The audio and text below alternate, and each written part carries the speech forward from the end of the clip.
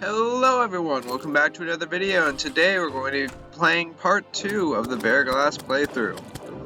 In the last episode, we managed to get the Emerald Staff and the Emerald Robe, along with getting a lot of accessories which are going to be helpful in the Desert Scourge and King Slime fight, which is coming up in the next episode. However, there's one major issue that we have standing between us and the bosses. And it's kind of optional, but I wanted to go ahead and get this elephant in the room addressed. We are currently still living inside of the cage that Vera found herself in the beginning of the first episode, which is, it's kind of cramped, to be honest, and there's not enough room for other NPCs to move in. So I believe that it is high time that we begin building a more permanent settlement. And I believe that we can go ahead and get started with that. So without further ado, let's get started. However, that being said, there is a few things that need to be done first.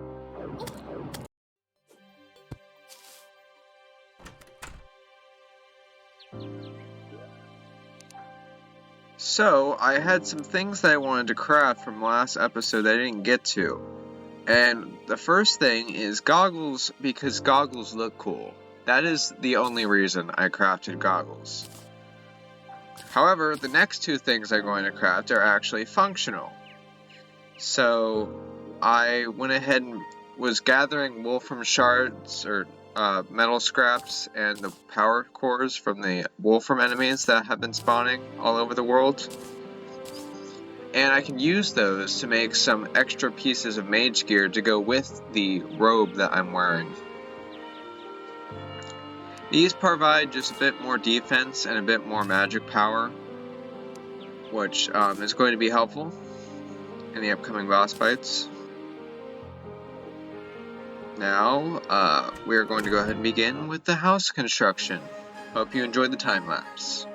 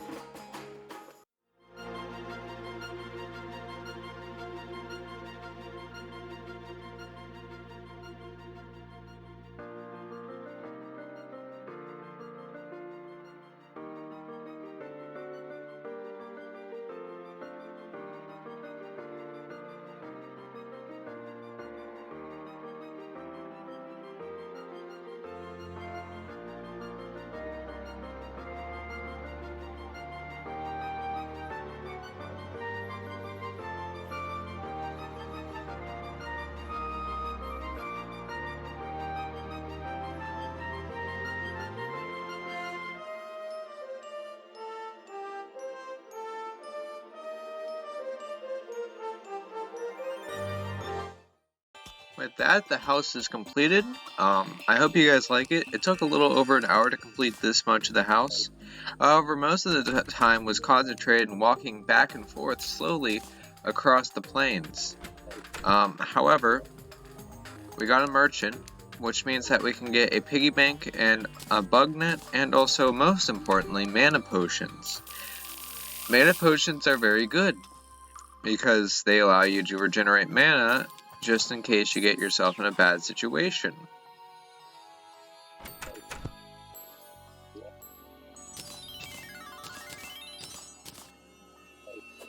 And there's a few things that I wanted to do today. The first thing is getting another weapon upgrade. This will be the weapon that I'm going to be using against Desert Scourge and King Slime, and it's called the Coral Spout. It is obtained through getting Victide bars, which is you can only get those from Syndrions in the underground desert. So that is where Vera is going to be going. At the same time, however, she also needs boots. She needs Hermes boots still. So she's going to be looking in the chest for that. She also does not have a magic mirror yet, and she's getting rather low on recall potions. So those are the things she's going to be looking for.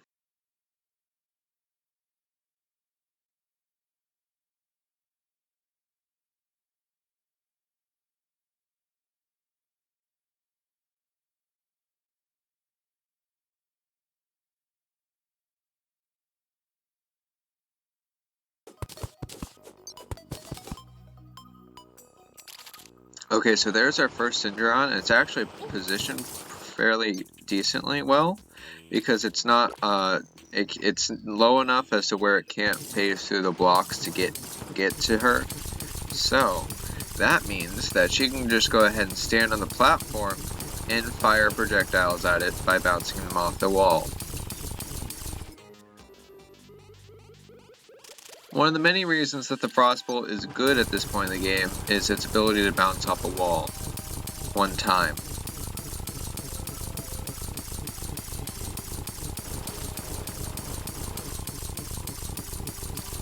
Also, these guys take like quite a while to kill, even with the cheese strat, so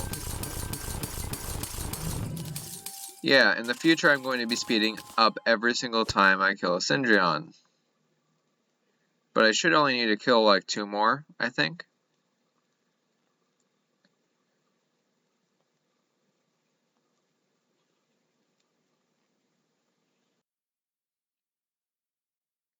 Okay, so there's an Extractinator. I almost kind of forgot about that, but Extractinators are going to be very useful for getting gems. Specifically diamonds, because we're going to still need to get a diamond staff for an upgrade after Desert Scourge. So it's very important that we have that as a resource. This is the second Syndrion. Once again in a pretty good position, so that's good. Well, I guess we'll have to see if that trend continues. Because sometimes you can just get absolutely obliterated by these Syndrions because they decide to face to the floor and trap you. So I guess we'll see. There's a life crystal there, which is definitely going to be useful.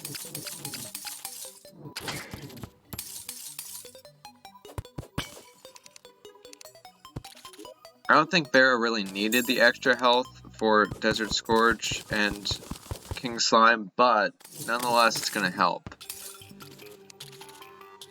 Okay, so I think there's a house down there. Yeah, there is. Okay, alright. Yep.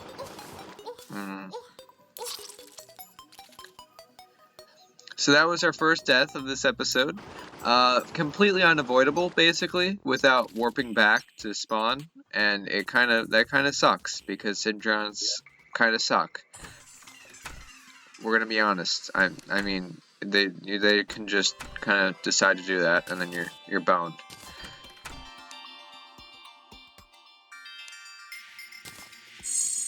Extra mana crystal, always useful. More mana is definitely always useful for firing projectiles.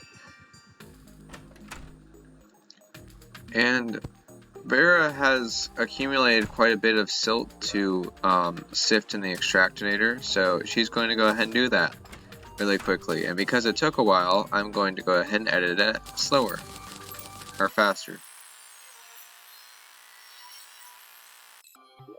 After feeling like her soul was slowly draining due to how long that took, she actually managed to get 2 more diamonds, which proved to her the effectiveness of the extractinator. She went back to the underground desert because she needed 1 more Cendrillon to get the Coral Spout. And sure enough, there it was, right in the entrance.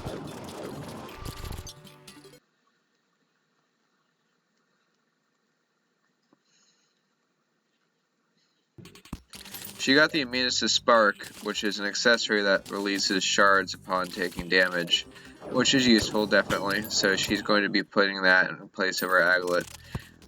Vera managed to make it back to the chest that she had found, and then got slaughtered by a Cendrillon, so I guess we'll see what's in it. And the answer is another another cloud bottle, which is kind of disappointing, but she decides that she could sell it, so she takes it anyway.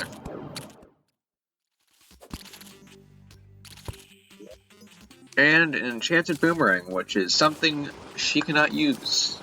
And also it's probably worse than the emerald staff in DPS. So, kind of unfortunate again. I guess we'll see if she can manage to find Hermes boots or the magic mirror. And another Cendrillon, sure enough.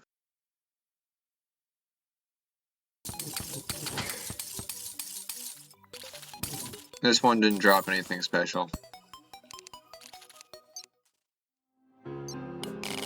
So she made it all the way down to the sunken sea, which she can't actually explore very much right now. But she did find a magic mirror, and that's very good, because having infinite recalls is always useful.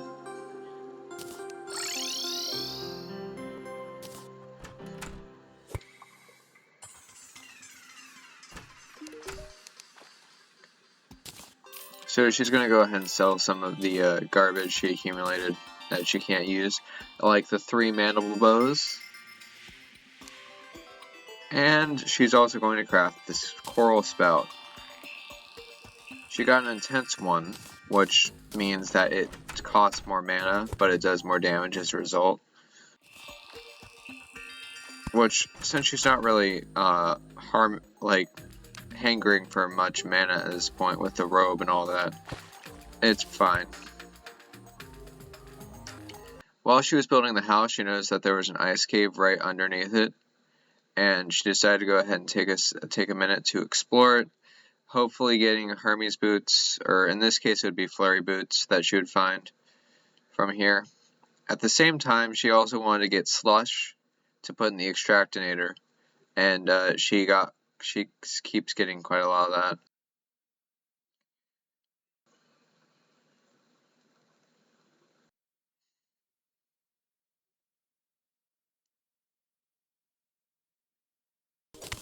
Now, I did just want to slow down the recording here for a second, so that way you can actually see the Coral Spout in action.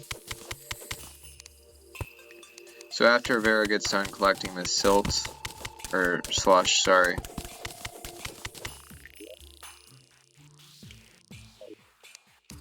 she'll go ahead and go down, and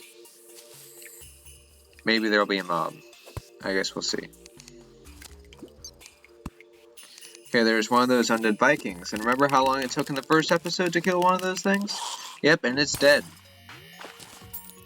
So, as you can see, Coral Spout definitely is very, very good.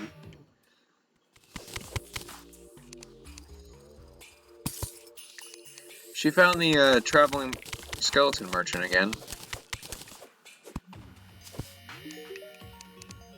Nothing really special. Once again, she did buy a few strange brews off of him to get a bit of mana recovery.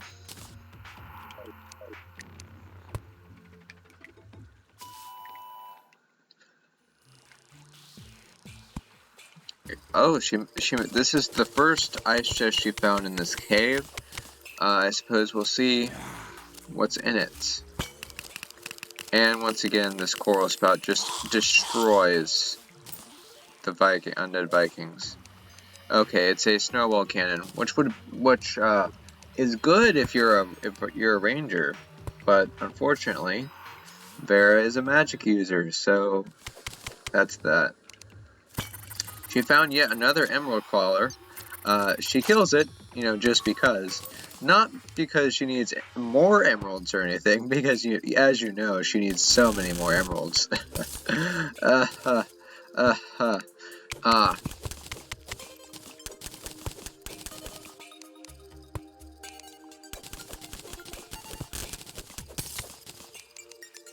Okay, so marble biome. That's interesting.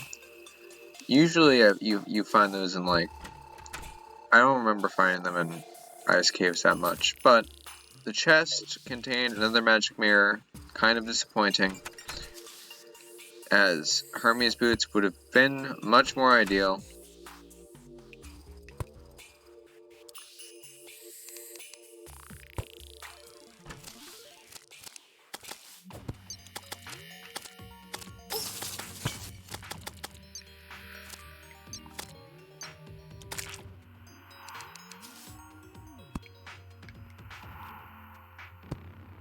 Okay, so there was a minecart track there. She goes ahead and decides to take it, and that's a spider cave. That's not a great sign. That is not a great sign. Oh god, this is not a great sign.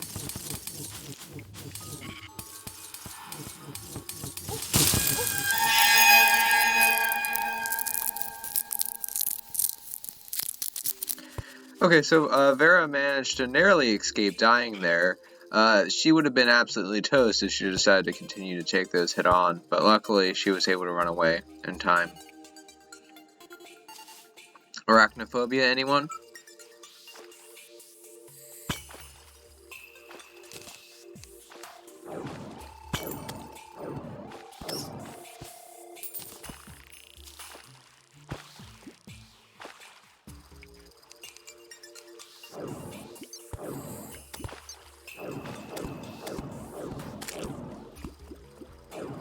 The piranha did drop a hook, however, Vera already had a better grappling hook. Oh, a diamond crawler. Oh, that's good. They can drop anywhere from 2 to 4 diamonds. Either way, it's going to help a lot. And there's also a nymph down there. Vera basically has a recipe for success. She can get both diamonds and also the metal detector, assuming she doesn't decide to do something stupid.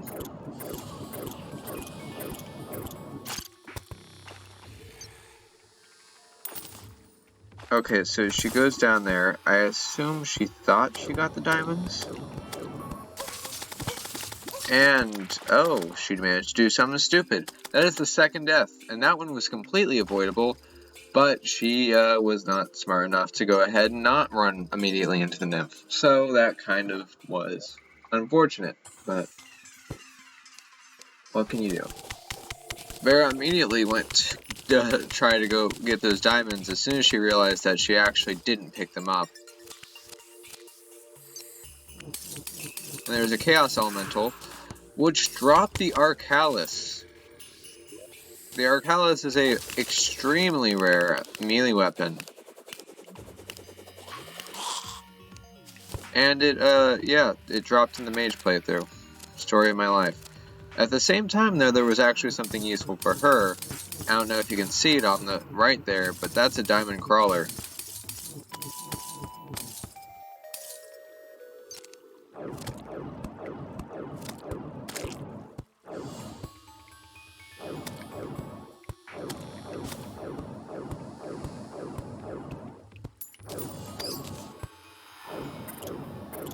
So she decides to take a slight detour to go ahead and kill this diamond crawler to get more diamonds, because once again she's going to need them for the diamond staff and then eventually the storage system. That one only dropped 2 diamonds, but still any amount of diamonds is better than none.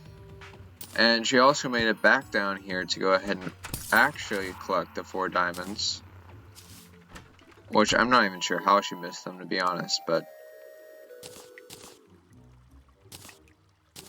she managed to also get a gravitation potion. That'll be useful later.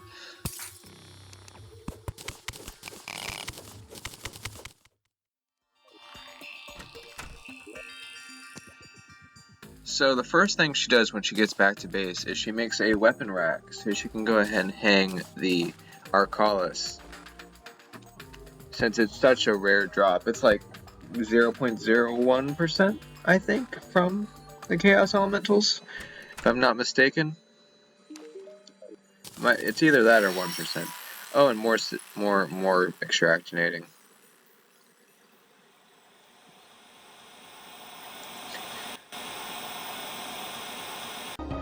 She got 4 more diamonds from that, which is amazing.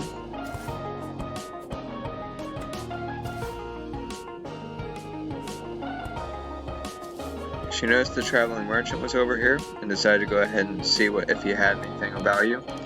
And lo and behold, he had the life form analyzer and also the money collector. The money collector is very useful because of the fact that it will basically ensure that Vera never loses coins ever again, as they're automatically deposited into her piggy bank the second she gets them.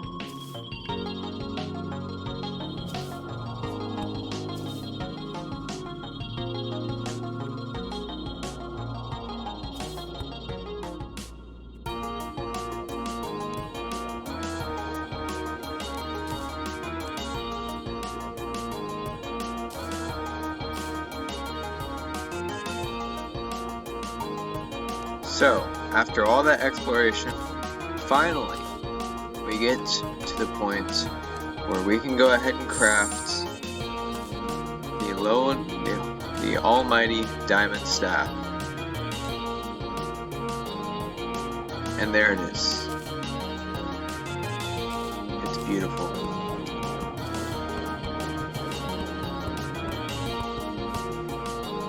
Alright, that's it and that's all. I hope you enjoyed this video and I'll see you in the next one. Bye bye.